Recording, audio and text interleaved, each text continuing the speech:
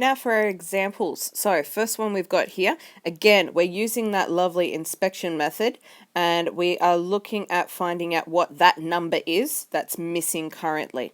So we have here 2 plus some number gives us 9. So what number can we add to actually, what number could be added to 2 to get 9? We find out our missing number is 7.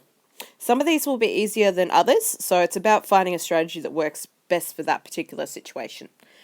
Now on to B. So we have the following equation here.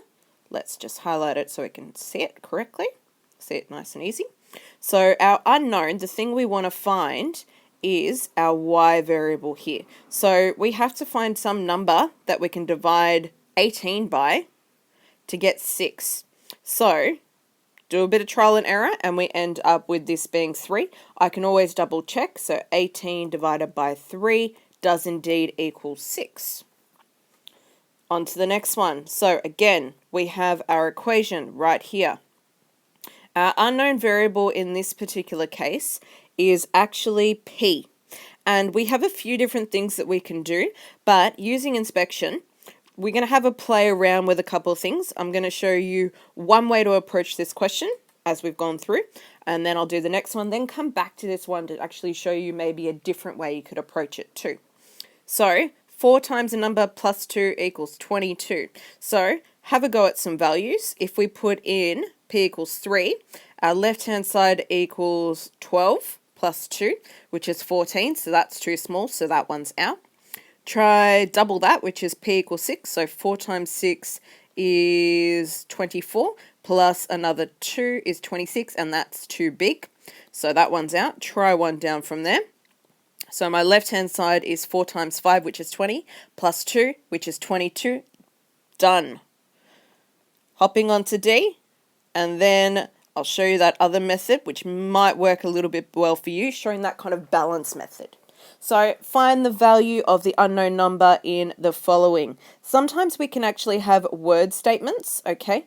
And with these word statements, it's really important to break it down and actually have specific numbers that you're focusing on. So when you're writing out the question, highlight, underline, do what works for you. But we have here, I can already see, I've got the word product of, and I've got that word is. I remember the product means I'm multiplying, and if I have that word is before a number at the absolute end of a question, sorry, end of a statement, that means that it is equals. So if I have a look here, it says that I have product of 5 and some number is 30. So again, product means multiply. We're going to use a pronumeral. You can choose any letter you like to represent what this number is. Okay, and we can now write our equation. So our equation here is going to be 5 times a. It says I wanted to find the unknown value. So I come up with the equation first. Then the next thing that I do is I have a bit of a play around with this to find out what I can substitute in. And then I come up with my answer for this particular one. So what number must be multiplied by 5 to get the answer of 30? So I can try 4. So 5 times 4 is 20, not too small. Let's do 5 times 6. Yep, absolutely makes 30.